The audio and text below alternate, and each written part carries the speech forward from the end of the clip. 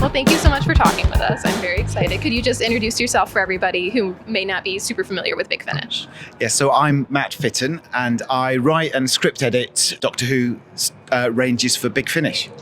That's awesome. So you've done a lot of writing and script editing for Big Finish and the Doctor Who. If you had a suggestion for fans who want to get into the audios, where do you suggest somebody start? Oh, well, I'd say pick your favourite Doctor and kind of start at the beginning. Start as early as you can with them. You can dive in lots of different places. I mean, I always kind of point people towards the Eighth Doctor because I think he just found such a brilliant life on audio. So you could kind of start with Storm Warning, which was the very first audio that Paul McGann made with Big Finish, which introduces his companion, Charlie Pollard, who's very long running. Or you could jump in at the Lucy Miller adventures. Or you can jump in with Dark Eyes, which is one of the box sets releases of arcs of 4 box sets that we've been making the last few years. Yeah. So there's lots of places. Yeah, I've listened to a couple of the audios. As Dana will tell you, the first one that I listened to because she kept talking about it was Agreus, which was a bit of an that's interesting. Quite a complicated jumping on point. Especially because I didn't know their voices super well, so I didn't catch on to what was going on until much later. Yeah. So I know a lot of the specifics for the 60th anniversary Once and Future are very much under wraps still. What can you tell us though? Well, I can tell you, so some of the information that was revealed here at Galley. I mean, we'd already said that, we've got our doctors, the 4th, 5th, 6th, 7th and 8th doctors were taking part. But in the last couple of days, we've also revealed we're going to have the 1st, 2nd and 3rd doctors played by Stephen Noonan, Michael Trout and Tim Treloar in our other ranges. So they'll all be taking part, as well as Christopher Eccleston and David Tennant. So we've got, kind of quite a long roster of doctors, plus lots of guest stars as well. So that was one of the announcements yesterday, was lots of the guest cast. We've got Missy, Jenny, the Doctor's daughter, Paternoster Gang, Lady Christina, Jackie Tyler. I love Jackie. I know, everyone loves Jackie. Jackie in the audios is like one of my favorite things to come out of Big Finish. Like she's amazing. I love all the orders we do with the mums. Yes. There's Jackie and there's Francine and there's Sylvia. Yeah. You could do just a box set just with all the mums. I would love to do Mothers of Earth Unite. That's a great title. Yeah. That would be amazing. Oh my goodness. When you're writing a Doctor Who story, where do you start with that? Especially because there's a lot you've got. It's so unique with the time travel and the paradoxes and everything. It depends, really. Sometimes if we're writing something that's part of an arc, then there may be certain elements that are needed to be included. But often it's kind of you can go anywhere and do anything. What we've been doing with when we launch a range, so recently with the 9th Doctor adventures, when Nick wrote the first box set as kind of an epic 3-part series, and then we kind of picked up from that. And I took over script editing and looking at storylines. And we kind of wanted to do one on contemporary Earth, one on historical, and one alien planet. And you can give the writers those guidelines and then see what they come up with and invite pitches and see where the imagination takes them. Because those are the basic building blocks of Doctor Who. Exactly, yeah. That's a good starting point. Yeah. And then you can build from there, yeah. So Out of Time is one of my favorite stories that has come out of Big Finish recently. Like I legitimately, so I live on the East Coast, and so it's usually like really super early when Big Finish stuff drops, but like I got up like to listen to that, and I think I listened to it at least 2 or 3 times that day that the first one came out because I was so excited. Because multi-doctor stories are so much fun.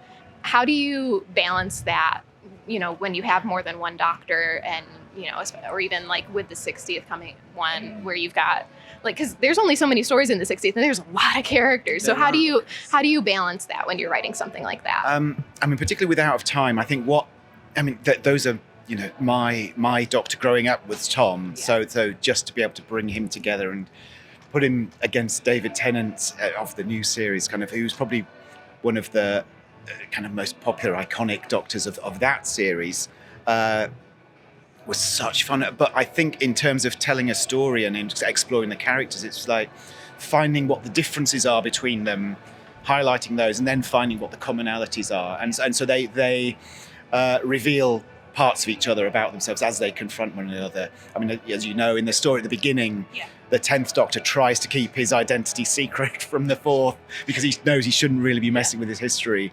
but of course the 4th works out pretty quickly who he is, and is a little bit kind of perturbed by seeing his future.